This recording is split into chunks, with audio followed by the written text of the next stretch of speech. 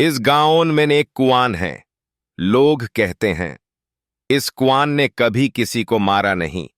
फिर भी इसके पास से गुजरते वक्त लोग अपनी आवाज धीमी कर लेते हैं, क्योंकि यहां जो चीज वापस नहीं आती वो लाश नहीं होती।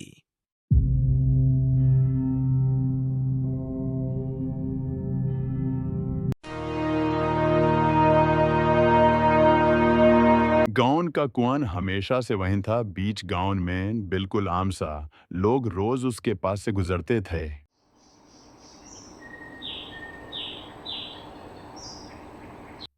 जैसे जमीन का हिस्सा हो, सुबह पानी भरना कोई मसला नहीं था। बच्चे रस्सी से खेलते थे और आतेन बातें करती थीं।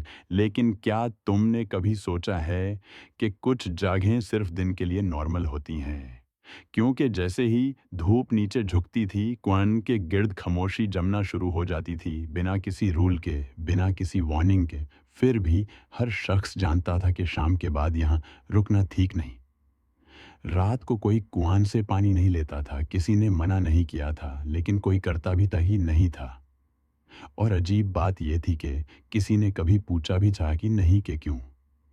सिर्फ इतना माना जाता था कि रात का पानी बेकार होता है, हाय। लेकिन जब लोगों ने नोटिस किया कि सुबह रस्सी गैली होती हैं और मिट्टी पर नए कदम के निशान होते हैं, तो सवाल पैदा हुआ कि अगर कोई नहीं आता तो फिर ये निशान किसके हैं?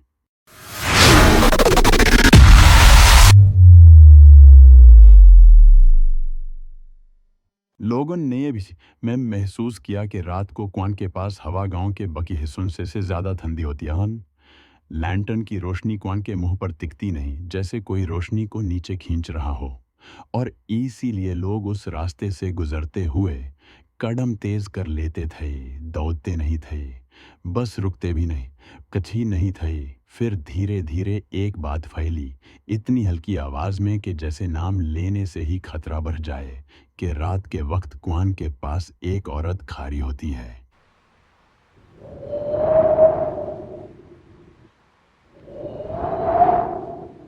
किसी ने चेहरा नहीं देखा, किसी ने कपड़े डिस्क्राइब नहीं किए।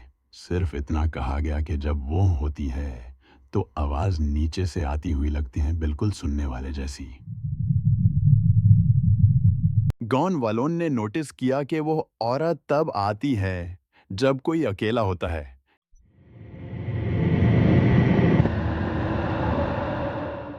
जब कदम थके होते हैं, जब दिमाग घर पहुंच चुका होता है।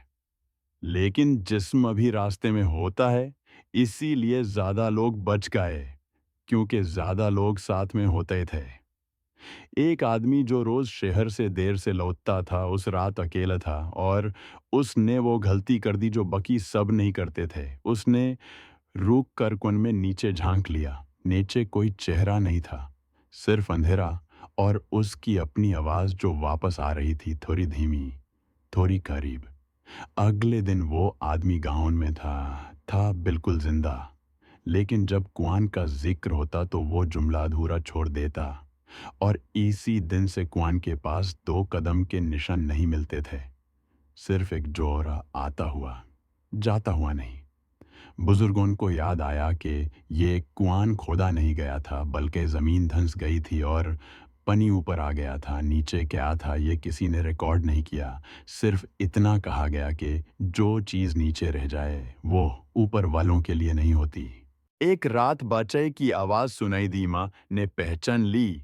लेकिन बच्चा उसके सामने सो रहा था। तब समझ आया कि कुआं सिर्फ लोगों को नहीं, उनकी आवाज़ों और यादों को भी बुलाता है। गांव का एक बहरा लड़का कुआं के पास रुका, नीचे देखा और भाग गया। बाद में इशारे से बताया कि नीचे कोई खड़ा था, देख रहा था, आवाज नहीं दे रहा था। शहर के लोग आए, हंसे, रात को रिकॉर्डिंग की। कैमरा ने रोशनी को नीचे जकार वापस ना आने दिया। आवाज धीरे धीरे रिकॉर्ड करने वालों जैसी हो गई। सुबह कैमरा मिल गया, लोग नहीं। उसके बाद गांव वालों ने बोलना कम कर दिए, रास्ता बदल लिया, कुआं वहीं रहा।